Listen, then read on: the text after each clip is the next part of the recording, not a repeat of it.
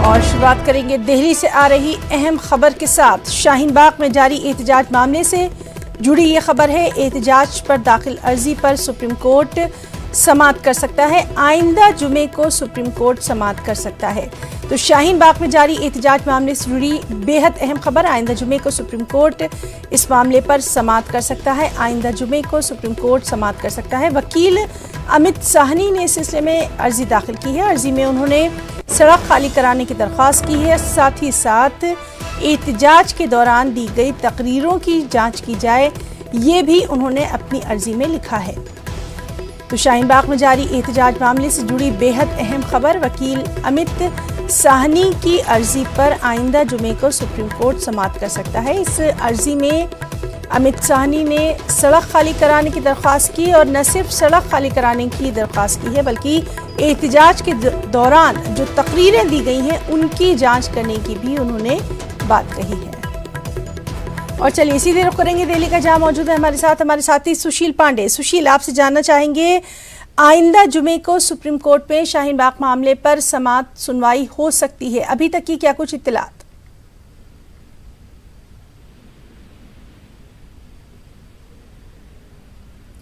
तो नाज़रीन, हम बात करने की कोशिश कर रहे हैं हमारे साथी सुशील से। तब तक आपको बताएं कि ये अर्जी जो है ये अमित साहनी नाम के वकील ने दाखिल की है। इस अर्जी में उन्होंने सड़क खाली कराने की दरख्वास्त की है। एहतजाज के दौरान जो तकरीरें हैं उनके ताल्लुक से जांच की जाए, इसकी भी बात कही गई है। तो शाहीन बाग में जारी एहतजाज मामले से जुड़ी बेहद अहम खबर। एहतजाज पर दाखिल अर्जी पर सुप्रीम कोर्ट आइंदा जुमे को समाअत कर सकता है। एडवोकेट अमित साहनी ने ये अर्जी दाखिल की है। एक बार फिर से बात करने की कोशिश करेंगे हमारे साथी सुशील पांडे से। सुशील, वकील अमित साहनी ने एक अर्जी जो है वो दाखिल की है, और क्या कुछ तफसीलात? जी देखिए, इस पूरे मामले में advocate Amit Sahni Delhi high court के एडवोकेट हैं। उन्होंने सुप्रीम कोर्ट में एक याचिका दाखिल करके दिल्ली हाई कोर्ट के उस फैसले को चुनौती दी है, जिसमें दिल्ली हाई कोर्ट ने शाहीन बाग में चल रहे धरने को हटाने के लिए दिल्ली पुलिस को ये कहा था कि वो अपने विवेक के आधार पर ये फैसला लें।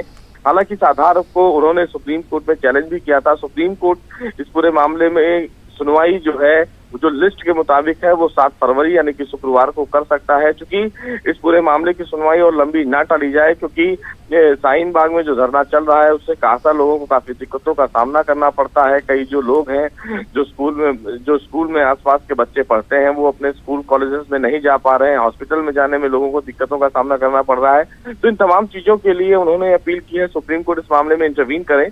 उन्होंने सुप्रीम कोर्ट के रजिस्ट्रार जनरल को भी एक पत्र लिखा है और ये कहा है कि जो 7 तारीख का जो मामले की सुनवाई की तारीख अभी वेबसाइट सुप्रीम कोर्ट की वेबसाइट पर दिखा रहा है ना, उसको टाला ना जाए, उसको डिलीट ना किया जाए, क्योंकि मामला सब लोगों की सुविधा के लिए ही है। और इसीलिए उन्होंने ये दरखास्त की है रजिस्ट्रार जनरल से कि इस मामले की सुनवाई करें। और उम्मीद ये भी है कि आने वाली 7 फरवरी को सुप्रीम कोर्ट इस मामले की सुनवाई कर भी सकता है। सुशील, जो जानकारी आ रही है उसके मुताबिक सड़क खाली करवाने की तो बात की ही गई है, साथ ही साथ इस दौरान जितने भी वहां भाषण दिए गए हैं, बयानात दिए गए हैं, उनकी जांच की भी बात कही गई है। जी बिल्कुल, देखिए कई नेता हैं जो वहां पर बयानबाजी कर रहे हैं, कई नेता जो इसके पीछे फंड कर रहे हैं। उन तमाम चीजों को देखने की, जांच करने के लिए कमेटी बनाने की मांग की गई है। उन्होंने कहा है कि इस पूरे मामले में कमेटी बनाए। जी सुशील, तो लगातार हम बात करने की कोशिश कर रहे हैं हमारे साथी सुशील से, जिनके मुताबिक शाहीन बाग में जो एहतजाज जारी है उस पर एडवोकेट अमित साहनी ने अर्जी जो है वो दाखिल की है। तो सुशील, बहुत बहुत शुक्रिया अदा करना चाहेंगे आपका तमाम तर जानकारी के लिए।